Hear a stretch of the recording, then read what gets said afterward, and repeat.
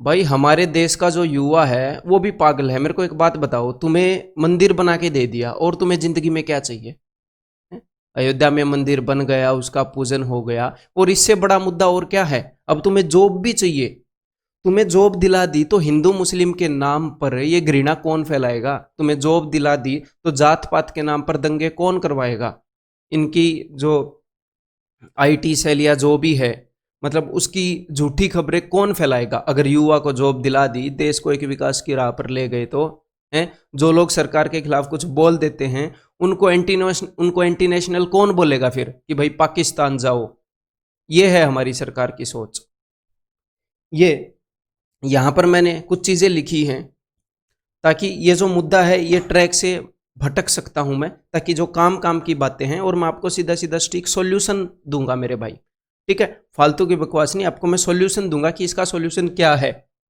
ये देश तुम्हारे बाप का नहीं है, ये मैंने क्यों लिखा है? बिकॉज सीधी सीधी बात है। ये मत सोचना कि भाई सर आप सीधा ऐसा क्यों लिख रहे हो। ये मैं सरकार के लिए लिख रहा हूं कि इस इंडिया के अंदर जो भी बंदा पैदा होता है उसका यहाँ पर इस देश के ऊपर, इस देश के रिसोर्सेज के ऊपर उतना ही हक है जितना उन लोगों का है जो फिलहाल कुर्सी की पावर में बैठे हैं। और एक बात मैं आपको बता देता हूं, ध्यान से ये अपने दिमाग में उतार लेना कि ना तो उनको तुमसे सहानुभूति है। ये मत सोचना कि सरकार तक अपनी बात पहुंचा देंगे, अरे मोदी साहब आपको पता नहीं है, आप तक हम अपनी बात पहुंचा रहे हैं, देखो हमारी ये हालत है। उनको सब कुछ पता है।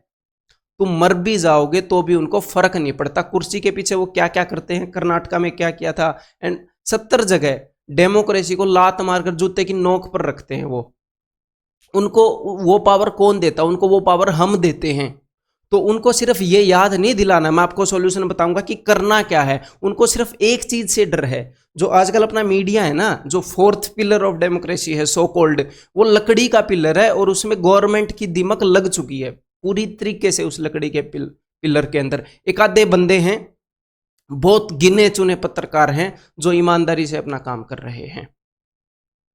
ठीक है, तो तुमसे किसी को सहानुभूति नहीं है। गवर्नमेंट तक अपनी बात पहुंचाओगे, उनको सब पता है, पूरे देश में उनको सब पता है। ये मत सोचना कि उनको आपका पता नहीं है, वो खुद मिले हुए होंगे इस प्रोसेस के अंदर। देखो जरा, और ये बोलते हैं जहां पर भी दूसरे देश में जाएंगे कि हमारे देश में युवाओं की संख्या सबसे ज्यादा है।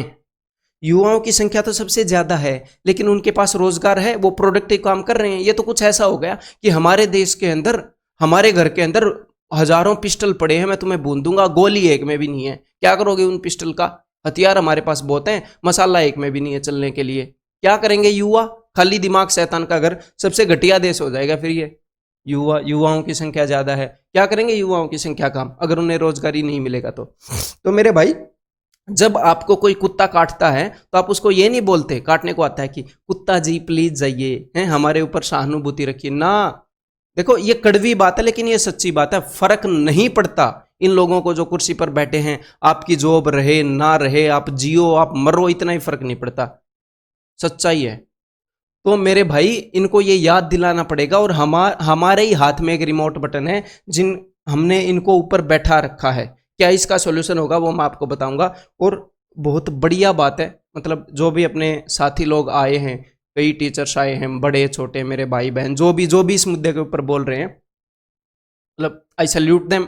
इस मुद्दे के ऊपर बोलो, मेरा भी बहुत दिनों से मन था, लेकिन अभी मतलब अभी एक ठीक लहर उठी है, बहुत बढ़िया उठी है, और सारे लोग इसके अंदर शरीक हुए हैं। तो देखो बात क्या है, मैं फैक्ट्स की बहुत ज़्यादा बात नहीं करूंगा, जो मेरे और मतलब जो और टीचर्स हैं और लोग वो बता चुके हैं बहुत सारे फैक्ट्स की बात, मैं सीधी बताता हूं।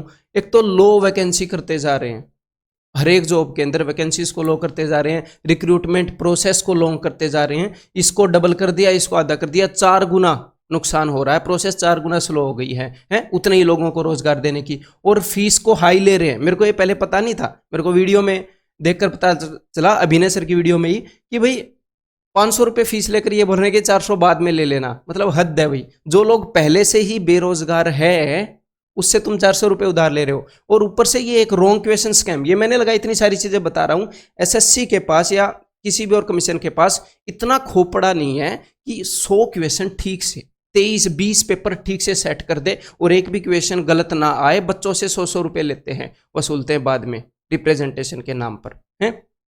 तो मेरे भाई आपको एक बात बता दूं कि जब इन लोगों ने, ताकि एक भी बात मिस ना हो जाए काम की, जब इन लोगों ने कोरोना में अपनी जो प्रेजेंट सरकार है सपोर्ट मांगा लोगों का, जनता कर्फ्यू के लिए बोला, तो जनता ने कैसा सपोर्ट दिया था?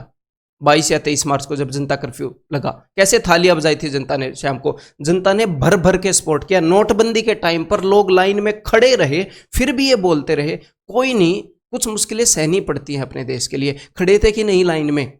मुझे ही पता है, कई हफ्ते अपने घर में रुपए नहीं आए थे, एटीएम से मुश्किल से, एक मेरे 2 दोस्त हैं वो निकाल के लाए, उनसे उधार लिए थे, हैं। और हाँ, जब खुद की कोई काम हो ना, जब खुद के ब्लैक मनी को व्हाइट में कन्वर्ट करना हो, हैं, तो एकदम से स्कीम इंप्लीमेंट हो जाएगी जी।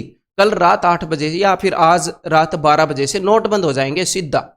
मतलब तब एक दिन का भी टाइम नहीं देंगे जनता को। और उसकी इंप्लीमेंटेशन क्या होगी? आपको मैं एक बात बता दूं, सीईटी के ऊपर भी सीईटी लेकर आए हैं ना, मैं आपको बात बता देता हूं, बहुत बड़ा ढकोसला है।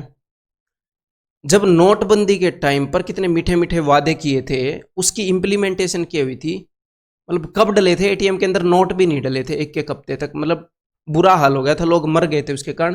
तो स्कीम तो बहुत सुंदर सुंदर लाएंगे, काला धन ले आएंगे, हर एक के खाते में इतने रुपए आ जाएंगे, स्कीम तो बहुत बढ़िया बढ़िया लाएंगे, हैं। कागज के ऊपर वो स्कीम मतलब सोने जैसी लगेगी, और वो कोयले जैसी भी नहीं होगी जब वो एक्चुअल में इंप्लीमेंट होगी। और बात किस चीज की करते हैं? आत्मनिर्भर भारत की। मेरे भाई एक बात बताओ, आत्मनिर्भर भारत बोल देते हो, ठीक है, तुम ये बोल रहे हो पकोड़े बनाओ, ठीक है, कोई दिक्कत नहीं है भाई, पकोड़े बना लेगा बंदा, लेकिन कैसी कैसी चीजें तुम लेकर आए हो? डीमोनेटाइजेशन। जब डीमोनेटाइजेशन आया तो इतने रोजगार थे जो बंद हो गए। पहले तुम बोल रहे हो कि आत्मनिर्भर बनो, हमारी ये सोच है कि आत्मनिर्भर बनाए, तो नोटबंदी लेकर आए तो बहुत सारे बिजनेस बंद हो गए थे। ये देश अपने जीडीपी से नहीं चलता। जब एक गरीब के घर में बच्चा रो रहा है, उसका बेटा बोल रहा है पापा मुझे रोटी दे दो, दूध दे दो पीने के लिए, तो वो ये नहीं बोलता बेटा we are one of the largest economies, हमारा जीडीपी बहुत ज्यादा है, तू रोटी का क्या करेगा? भाई गरीब के घर में रोटी और बेसिक सुविधाएं पहुंचनी चाहिए। एक जो आम सी रिक्वायरमेंट है एक बंदे की, इनकम, मतलब एक लाइफस्टाइल के लिए उसको कुछ तो रुपए चाहिए ना। घर में एक जवान बंदा बैठा है, वो नौकरी लगेगा तब वो कुछ रुपए पैसे लेकर जाएगा, कुछ बेसिक नीड पूरी करेंगे। और सरकारी नौकरी में कितनी तुम लाखों की तनख्वाह दे रहे हो, जितनी तनख्वाह देख रहे हो, मुझे उससे कोई प्रॉब्लम नहीं है, लेकिन ये है कि वो तो ठीक से दे दो, वो नौकरी तो ठीक से दे दो। कोई भयानक ऐसी चीज थोड़ी है, वो नौकरी तो दे दो ठीक से, उसका प्रोसेस तो तुम ठीक से करवा दो। जब जनता से सपोर्ट मांगा है मोदी जी ने, मतलब जितने की उन्होंने उम्मीद ना की होगी ना, उससे ज्यादा सपोर्ट उनको मिला है, नोटबंदी में भी और डिमोनेटाइजेशन में। डिमोनेटाइजेशन बोल रहा हूँ, कोरोना के टाइम पर भी। और आत्मनिर्भर की बात है तो डिमोनेटाइजेशन जब हुआ, जब लोगों के धंधे ठप हुए, कितने लोग, जब जीएसटी लगाकर इन्होंने नाक में दम कर रखा है बिजनेसमैन लोगों के, या बहुत सी ऐसी चीज हैं, मतलब जिसको ठीक से इंप्लीमेंट नहीं किया है, लोगों को समझ में ही नहीं आ रहा है क्या मामला है। देन हाँ, बोलते हैं कि हमारे पास इतने युवा हैं, 70 साल, मतलब आज़ादी के इतने साल के बाद अपनी एजुकेशन पॉलिसी चेंज हुई है। जब यही एजुकेशन पॉलिसी पहले कांग्रेस लेकर आ रही थी, तब इसी चीज़ का विरोध कर रहे थे। युवा तो हैं, उनको ठीक से पढ़ाएंगे तभी तो वो आगे जाकर आत्मनिर्भर बनेंगे। उनके अंदर कोई स्किल ही नहीं होगी, ऊपर से तुम गवर्नमेंट जॉब देखो, क्या आत्मनिर्भर बनेंगे वो? जब यही चीज़ पहले लाई जा रही थी ठीक से एजुकेशन पॉलिसी, और कोई भी स्कीम निकालेंगे 50 करोड़ तो उस स्कीम के ऊपर इंप्लीमेंट करने में लगाएंगे, 500 करोड़ उसके ऊपर मार्केटिंग में लगा देंगे। बहुत बढ़िया बात है भाई। तो मैं आपको एक बात बता देता हूं, अगर आप ये चाहते हो कि मैं इनकी नज़रों में आऊं, सरकार तक मेरी बात पहुंचे, मोदी जी आप तक मेरी बात पहुंच जाएगी, तो मोदी जी आपकी बात मान लेंगे। उनको पता है पहले से ही आपकी बात, कहीं से आपकी बात नहीं मानने वाले वो। उनको सिर्फ है कुर्सी का चक्कर। हर एक सरकार को, मैं सिर्फ ये नहीं बोल रहा इस सरकार को टारगेट कर रहा हूं, इसको, इससे पहले को, इसके बाद, ऐसे ऐसे लोग घुसे पड़े हैं, डेमोक्रेसी की जरा भी इज्जत नहीं है। जब उनके ऊपर बात आएगी तो आपकी बात मानी जाएगी। आपको सीधा सीधा उनको चैलेंज करना पड़ेगा कि भाई देश तुम्हारे बाप का नहीं है, हम, तुम नौकर हो हमारे, तुम्हें चूज किया था कि हमें रिप्रेजेंट करो और हमारे बिहाफ पे तुम काम करो इस देश के ऊपर। और वो दादा बन के बैठे हैं। तो ये कुछ हैशटैग हैं जो अपने और जो टीचर्स हैं वो ट्रेंड करवाने की कोशिश कर रहे हैं, वहीं से मैंने हैशटैग उठाए हैं। और एक और हैशटैग मैंने उठाया है क्योंकि कान पर जूं तभी रेंगेगी जब खुद के ऊपर बात आएगी। मैं आपको बता देता हूं, उनकी नज़रों में कि हम उनकी नज़रों में आ जाएंगे, कुछ नजरों में नहीं आते उनकी, उनको पता है, सब सारा कुछ पता होता है देश का हाल।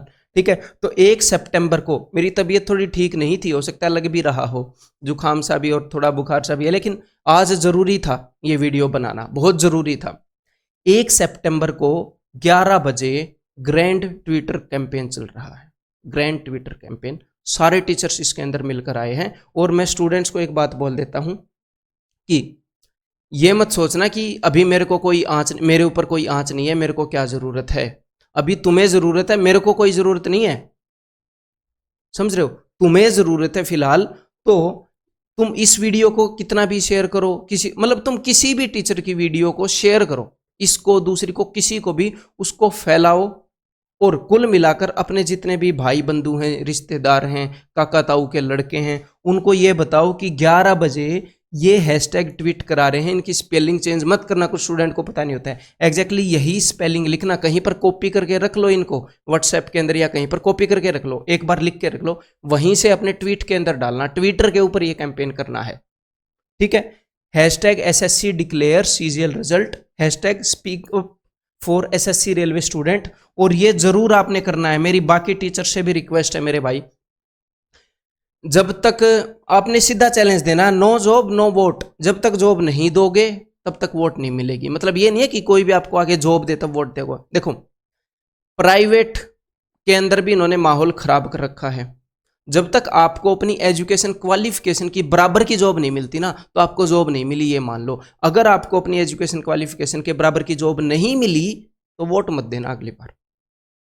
अगर आपने सरकारी नौकरी में अप्लाई कर रखा है और वहां पर प्रोसेस लेट कराया है कमीशन ने, तो वोट मत करना अगली बार। अगर ठीक ठाक प्रोसेस कराया है, आपको भाई जॉब नहीं मिली क्योंकि आप अच्छे से नहीं पढ़े, तो कोई दिक्कत नहीं है भाई, तो सरकार क्या करेगी। लेकिन इन्होंने अपना काम ठीक से नहीं किया, कुछ भी चीज लेट की है, कुछ भी चीज में घपला किया है, तो अगली बार वोट मत करना। जॉब के रिगार्डिंग कुछ भी चीज खराब करेंगे, देश के अंदर इतने जवान लोग हैं, जब आप इनको हिलाओगे ना, इनकी कुर्सी को हिलाओगे, जब ये हिलेंगे तभी ये आपकी बात सुनेंगे। समझ में आ गई बात। बाकी इज्जत किसी भी चीज की फिलहाल लोगों के अंदर है नहीं, मतलब डेमोक्रेसी को लेकर मेरे को नहीं लगता कि बहुत सारे नेता ऐसे हैं जो राजनेता हैं वो तो एक्टिंग कर रहे हैं, और जो एक्टर हैं वो पॉलिटिक्स में आ रहे हैं और उनको लोग जिता रहे हैं। अजीब अजीब ही माहौल चल रहा है। और यहाँ पर जैसा कि मुझे लगता है, मेरा ओपिनियन हो सकता है कि जो रवीश कुमार जी हैं NDTV वाले, उन्होंने भी अपने लिए पहले मतलब इसी एजुकेशन के रिलेटेड ही, CGL के रिलेटेड उन्होंने आवाज़ उठाई थी, वो आवाज़ डेफिनेटली उठाएंगे, उन तक इस वीडियो को पहुँचाओ, किसी भी टीचर की वीडियो को पहुँचाओ। और जो बड़े बड़े प्लेटफॉर्म हैं, study IQ, Unacademy, Exampur, wifi study, मैंने यहाँ पर कुछ लिखे हैं, जितने भी बड़े बड़े प्लेटफॉर्म हैं उनको भी आप बोलो ताकि वो भी वीडियो बनाएं। और अब तक बहुत सारे लोगों ने वीडियो बना दी है, लगभग ऑलमोस्ट हर एक बंदे ने वीडियो बना दी है। और मैं ये कोशिश करूंगा, बाकी टीचर्स को ये बोलना चाहूँगा, अगर कोई सुन रहा है तो ये बात आप उन तक पहुँचा देना कि देखो गवर्नमेंट की नज़रों में आने से कुछ नहीं होगा, सीधा सीधा चैलेंज करना पड़ेगा कि अगर आप इस प्रोसेस को ठीक नहीं करोगे तो हम वोट नहीं देंगे। जब खुद के ऊपर बात आती है ना तो ही सुनता है बंदा, नेचर है, क्या करें। तो सीधा सीधा चैलेंज करना पड़ेगा कि इस हैशटैग को भी आप ट्रेंड करा दो, नो जॉब नो वोट। और हाँ, दूसरी बात कि मैं भी यूनिक सॉल्यूशंस के ऊपर अभी काम करूंगा कि कोई ऐसा सॉल्यूशन हो जो इस चीज में हमारी मदद करे, कि जिससे हम अपनी बात को बहुत सारे लोगों तक पहुंचा सके। तो बाकी टीचर से भी अपील करूंगा कि आप भी कुछ सोचो। मैथ के सॉल्यूशन बहुत कर लिए, इंग्लिश के सॉल्यूशन बहुत कर लिए, कुछ इसका प्रैक्टिकल सॉल्यूशन आप सोचिए और मैं आपके साथ हूं। मैं भी कोई प्रैक्टिकल सॉल्यूशन सोचूंगा जो एक्चुअल में इस प्रॉब्लम में थोड़ा सा दम लाएगा, इस लहर में थोड़ा दम लाएगा, ताकि गवर्नमेंट के कान पर जूं रहेंगे। वो जाग रही है, उसको सब पता है, बस काम नहीं करना चाहती, अपने अपने काम करना चाहती है, अपने अपने मतलब के। ठीक है, और कोई बात रह गई हो? हाँ, और लोग बोलते हैं कि पॉपुलेशन बहुत ज्यादा, भाई इंडिया की कितनी जॉब दें। अंग्रेजों ने जब भारत को गुलाम बनाया था ना, तब उन्होंने ये चीज ऑब्जर्व की थी, इस देश के अंदर जो बंदे हैं वो बहुत ही हम्बल हैं, बहुत ही इंटेलिजेंट है, इनको कुछ बोलोगे तो इतना जल्दी विद्रोह भी नहीं करते, हम्बल हैं, बहुत इंटेलिजेंट भी, खतरनाक है, दिमाग में कैलकुलेशन कर लेते हैं, और हार्ड वर्किंग भी हैं। तभी यहाँ के लोगों को क्लर्क बनाकर पूरी दुनिया के अंदर वो जिस चीज से इसके ऊपर राज कर रहे थे ना। तो इंडिया के लोगों के टैलेंट के ऊपर शक मत करना कि पॉपुलेशन बहुत ज्यादा है, कितनों को जॉब दें, टैलेंटेड है मेरे भाई, दूसरे देशों में भी जाकर काम कर रहे हैं, ऐसी बात नहीं है। अपनी पॉलिसीज ही ऐसी बना कर रखी हैं। कुछ एक आधी बात और अगर मैंने लिखी हो तो मैं देख लेता हूँ। हाँ, अगर अपनी चीज़ लगानी हो ना, अपनी चीज़ अगर इम्प्लीमेंट करनी हो तो कल रात 8 बजे से नोट बंद हो जाते हैं, लेकिन जब रिजल्ट लाना हो ना तो 4-4 साल लग जाते हैं, 5-5 साल इनको लग जाते हैं। तो अब मैं सिर्फ इतना कहना चाहूँगा इस वीडियो से, आप क्या लेकर जाओ स्टूडेंट को। नंबर 1 बात, गवर्नमेंट के कान पर जूं भी नहीं रेंगेगी अगर उनके मतलब की बात नहीं होगी। तो इस चीज़ को ट्रेंड कराना ज़रूरी है और इस चीज़ को दिल पर लेना ज़रूरी है। अगर ये काम आप नहीं करोगे, मोस्ट इंपॉर्टेंट काम है, जब अगर बंदा रोजगार होगा, चोरी चकारी नहीं होगी, घर में कुछ 2 पैसे आएंगे, लोग बीमारी से नहीं बनेंगे, हैं भूखे नहीं मरेंगे, कुछ काम ढंग का काम करेगा बंदा, उसका दिमाग शांत रहेगा, कुछ बढ़िया चीज़ों में अपनी लाइफ को इन्वेस्ट करेगा। हैं बेरोजगार युवा पता नहीं कहाँ कहाँ पर भटकेगा बेचारा। तो इस वीडियो से इस चीज़ को सीरियस लेना है, इन हैशटैग को ट्रेंड कराना है। और मेरे लिए नहीं भाई, हैं मैं अपना करियर किसी लाइन में अभी चूज कर चुका हूं, तो मेरे लिए नहीं, अपने लिए अपने काम करना है इस चीज के ऊपर। इस वीडियो के अंदर मैं इतना ही कहना चाह रहा था, और मैं जल्द ही और वीडियो लेकर आऊंगा अगर मेरे पास प्रैक्टिकल सॉल्यूशन कुछ मिला तो। फालतू में बोलने का कोई फायदा नहीं है, हैं? चलो ठीक है, मिलते हैं यार अगली वीडियो में। अगर सॉल्यूशन निकला तो बहुत बढ़िया बात है। Bye bye, take care. जरूर इसको सार्थक करना इस चीज को।